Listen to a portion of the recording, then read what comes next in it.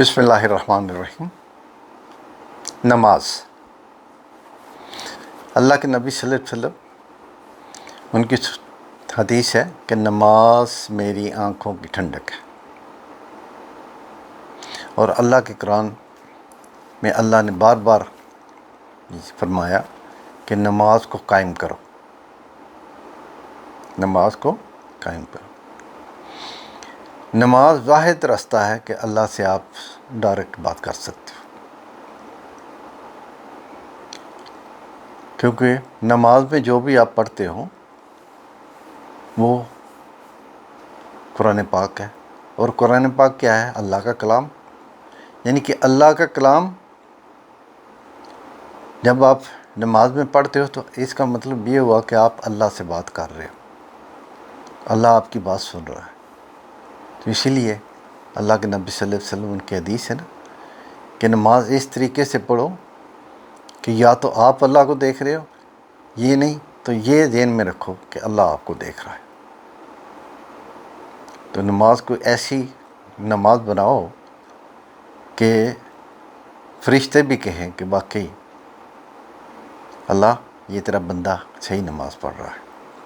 تو نماز اسی وقت صحیح ہوگی جب آپ کے باقی اعمال صحیح ہوں گے، یعنی کہ آپ کا اخلاق اچھا ہوگا، آپ کا بول چال اچھا ہوگا۔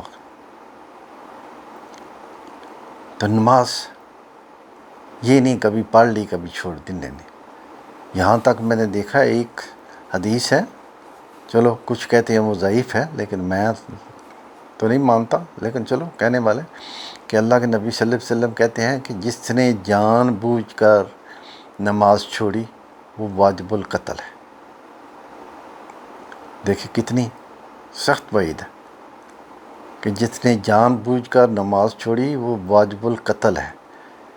دوسری سائڈ پہ آپ کو پتہ ہے واجب القتل کون ہوتا ہے؟ جو مرتد ہو جاتا ہے، جو دین چھوڑ دیتا ہے، وہ مرتد ہو جاتا ہے، وہ واجب القتل ہے۔ ادھر دیکھیں نماز چھوڑنے والا واجب القتل ہے۔ تو کوشش کریں 5 وقت نماز پڑھیں۔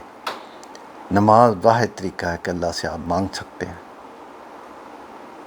کیونکہ اس وقت اللہ سے آپ کا رابطہ ہوتا ہے، تو اللہ سے آپ مانگ سکتے ہیں، بیچ میں کوئی چیز نہیں ہوتی، آپ ہوتے ہیں اللہ ہوتا ہے۔ تو جب آپ نماز کو قائم کرو گے تو آپ اللہ سے بات کرو گے، جب آپ اللہ سے بات کرو گے تو آپ اللہ سے مانگ سکتے ہو۔ تو جب آپ اللہ سے مانگو گے تو اللہ تو غفور الرحیم، وہ تو بڑا رحمان ہے، وہ تو اس کے خزانوں میں کوئی کمی نہیں آتی، وہ کتنا بھی دے لوگوں کو، اس کے کسی خزانے میں کوئی کمی نہیں آتی۔ تو اس لیے اس سے مانگنے کا بہترین طریقہ نماز ہے۔ اور نماز میں بھی اگر اللہ آپ کو توفیق دے تو تہجد سب سے پیارا وقت ہوتا ہے۔ کیوں؟ کہ اس وقت اللہ جو زمین کے قریب آسمان ہے نا، یہ جو آپ کو نظر آتا ہے، اللہ اس پہ آ کر آواز دیتا ہے کہ کوئی ہے مانگنے والا، میں اس کو عطا کروں۔ تو اس وقت مانگو کہ اور قریب، ویسے تو اللہ ہے ہی بڑا قریب، لیکن اس وقت تو وہ اس آسمان پہ آیا ہوتا ہے، تو کہتا ہے کہ میرے سے مانگو۔ تو اس وقت ہوتا ہے تہجد کا مانگنے کا۔ تو اگر زیادہ ضرورت ہو تو تہجد پہ مانگو، وہ دے گا۔ یہ مت سوچا کرو کہ میں نے دعا کی تو مجھے میری دعا منظور نہیں، دعا قبول ہوتی ہے، وہ اللہ کا اپنا انداز ہے، وہ اپنا طریقہ کار ہے اس کا دعا قبول کرنے کا۔ یہ نہیں ہوتا کہ آپ نے جو مانگا اس نے اسی وقت دے دیا، نہیں، کبھی وہ دے دیتا ہے، کبھی اس کا متبادل آپ کو دیتا ہے، کبھی وہ آپ کے یعنی کہ آخرت کے لیے رکھ لیتا ہے۔ اس وقت بھی آپ کو دعاؤں کی ضرورت ہوتی ہے نا، آخرت میں بھی کام آئے گی، تو اس وقت وہ آپ کے کام آ جائے، یعنی کہ دعا کبھی رد نہیں ہوتی، دعا قبول ہوتی ہے۔ اور دعا کا بہترین طریقہ یہ ہوتا ہے کہ شروع میں درود اور آخر میں درود، اور درود ابراہیمی، درود ابراہیم سن۔ دیکھیں نا، دعا میں، نماز میں اللہ تعالیٰ نے اور اللہ کے نبی صلی اللہ علیہ وسلم نے آپ کے لیے کتنی اچھی چیز رکھی۔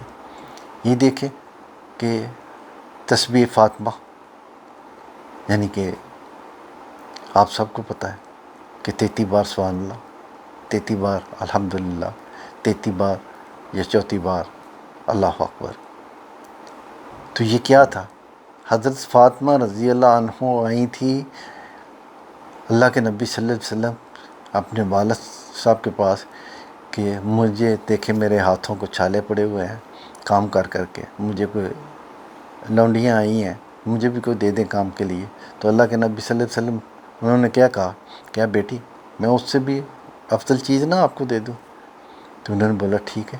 تو اللہ کے نبی صلی اللہ علیہ وسلم نے تسبیح فاطمہ دے دی کہ 33 بار سبحان اللہ، 33 بار الحمدللہ، 33 بار اللہ اکبر۔ تو اس کا مطلب ہے یہ دنیا کی یہ سب مشقتوں سے زیادہ افضل جو ہے وہ تسبیح فاطمہ ہے، یعنی کہ اللہ اس کا اتنا آپ کو اجر دے گا کہ سارا دن آپ جو مشقت کرتے ہیں نا اس سے زیادہ اس کا اجر ہے۔ تو دیکھیں اسی طرح ہی آپ اللہ کی تسبیح کرتے ہیں، سبحان ربی العظیم، سبحان اللہ، یعنی یہ سب اللہ کی تسبیح ہے۔ جو بھی پھر اتحیات پہ بیٹھتے ہیں تو کیا کہتے ہیں کہ سب کچھ تیرا ہے، تیرے لیے ہے، ہم بھی تیرے ہیں، سب کچھ تیرا۔ پھر درود شریف پڑھتے ہیں آپ، قرآن پاک پڑھا جاتا ہے۔